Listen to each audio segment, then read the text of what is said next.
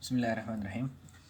हमें इस तरह का क्वेश्चन दिया गया है और इसमें हमने नोडल वोल्टेज के ज़रिए से वी नॉट निकालना है, जबकि ग्राउंड ऑलरेडी दिया है।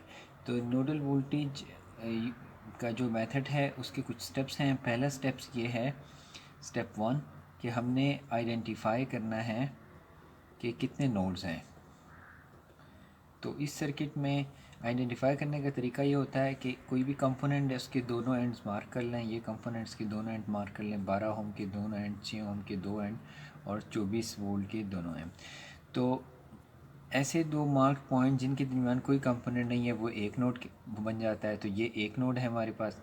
फिर इसके बाद एक नोड ये है, एक ये है और ये है। तो इसके अंदर हमारे पास 1 2 3 और 4 टोटल नोड्स हैं और इसको इन्होंने ग्राउंड कर दिया है। तो V4 is equal to 0 volt. Ground का मतलब ये है कि हमने इसको ज़ीरो एज्यूम कर लेना है।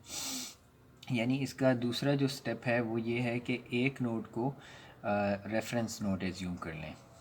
Assume a node, any node as reference node. ठीक है, इसको हमने रेफरेंस कर लिया। इसके अलावा जितने भी नोड्स हैं उसके ऊपर KCL लगाएं। अब अगर हम यहाँ पर KCL लगाते हैं तो ये वाला करंट हमें मालूम नहीं है, और इसी तरीके से यहाँ पर अगर हम KCL लगाते हैं तो ये करंट हम मालूम नहीं कर सकते। तो हम क्या करते हैं कि ये वाला नोड जो है इन दोनों को की एक इक्वेशन बना लेते हैं। सपोज़ ये जो 60 वोल्ट है, that's the difference between this node and this node.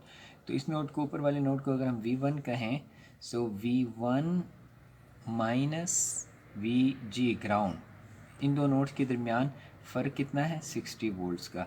And VG is ground, we know that, so V1 is equal to 60 volt. यहाँ पर 60 वोल्ट है। तो जिस नोड की वैल्यू हमें पता चल जाती है हम एज्यूम कर लेते हैं, वहाँ पर हम KCL नहीं लगाते। यहाँ पर भी हमने एज्यूम कर लिया था 0, इसलिए यहाँ KCL नहीं लगाया। Similar is the case here. हम कहते हैं कि V3 माइनस VG is equal to 24 volt. सही।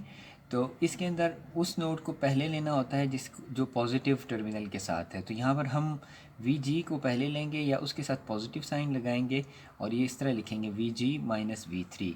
तो हम प्लस VG और माइनस V3 भी कर सकते हैं। चूँकि VG 0 है इसलिए V3 हो जाएगा माइनस 24 वोल्ट। तो हमारे पास दो नोड्स की वैल्यूज़ आ गई हैं, V3 is equal to minus 24 volt. इसलिए हमें इन दो नोड्स के ऊपर KCL नहीं लगाना, वो ये only need to apply KCL, and that is step number 3। Apply KCL at other nodes जिनकी वैल्यूज़ अभी हमें मालूम नहीं है। सो हम अगर यहाँ पर KCL लगाएंगे तो कोई भी करंट की डायरेक्शन गिवन नहीं है, इसलिए हम एज्यूम कर लेते हैं। हम ये कहते हैं ये आउट गोइंग है, ये इनकमिंग है और ये भी आउट गोइंग है। तो सम ऑफ इनकमिंग करंट, तो इनकमिंग सिर्फ एक ही है, sum of incoming current is equal to sum of outgoing current. Incoming current ये वाला है, अगर हम इसको I1 कहें, इसको I2 कहें और इसको I3 कहें, तो हम ये कह सकते हैं कि KCL eight node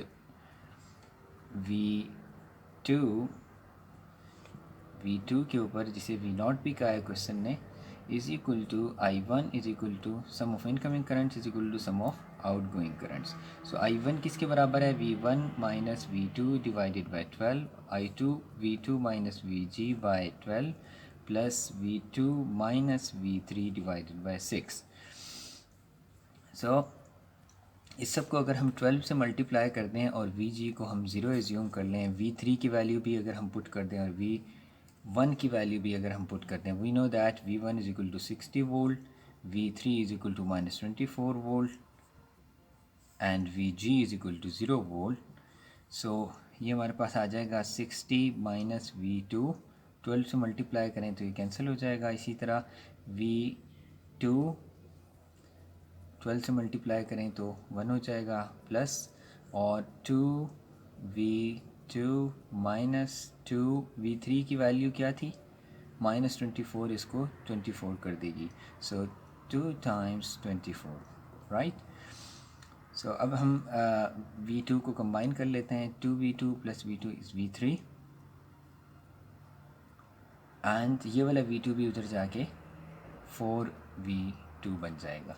and this is 60 minus 24 2s are 48, so we'll get 4V2 और ये हो जाएगा 12 and then V2 is equal to 4 3s are 3 volt. So and we already assumed that V0 is equal to V2 is equal to 3 volt. तो इस तरीके से हमने ऐसे सर्किट को सॉल्व किया है जिसमें एक वोल्टेज सोर्स भी है।